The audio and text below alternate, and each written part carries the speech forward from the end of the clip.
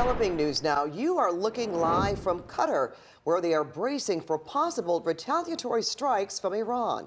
In fact, within the last few minutes, Saudi Arabia says the U.S. embassy in Riyadh was attacked by 2 drones, causing a fire. Now, here's what we know right now. The U.S. military said today that the number of Americans killed during the ongoing war with Iran now stands at 6, following the recovery of the remains of 2 service members who were previously unaccounted for.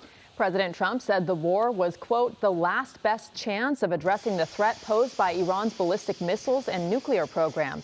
He added that the campaign could last 4 to 5 weeks with, quote, the capability to go far longer than that. Well, CBS LA's Jeff Nguyen is following all of the developments from the newsroom. Jeff? Pat and Rudabeh, tonight, President Trump is pushing back against criticism of the airstrikes in Iran, while the State Department is urging Americans in the Middle East to leave immediately because of serious safety concerns. As bombs fall on American allies in the Gulf region, an American fighter jet could be seen falling from the sky. U.S. Central Command says 3 F-15s were mistakenly shot down by Kuwait's air defenses. All 6 crew members ejected safely and were recovered.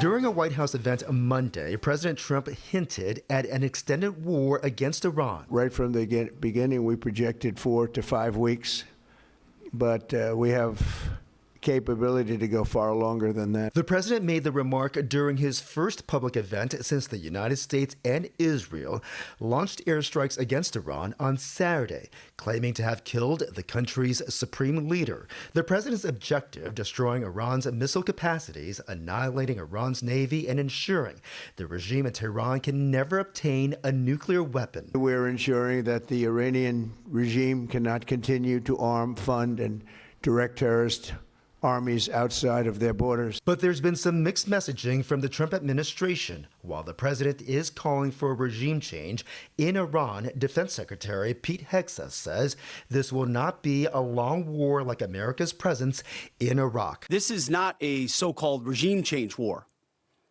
but the regime sure did change. Do you support the theocracy and the Islamic Republic of Iran? I'll be the last person to defend the human rights violations against Iranians or neighboring countries committed by the Iranian government. The executive director of the Council on Islamic Relations in LA condemns the U.S.-Israeli bombings because the White House took military action without approval from Congress. We want to be the police of the world. We should get a mandate from the UN, and we should certainly do it in ways that are humane, in ways that actually promote democracy. Iran has been striking back at a number of U.S. military bases and American allies in the region. The Pentagon says most of the missiles have been intercepted, but 6 U.S. service members have been killed. We expect to take additional losses, and as always, we will work to minimize U.S. losses.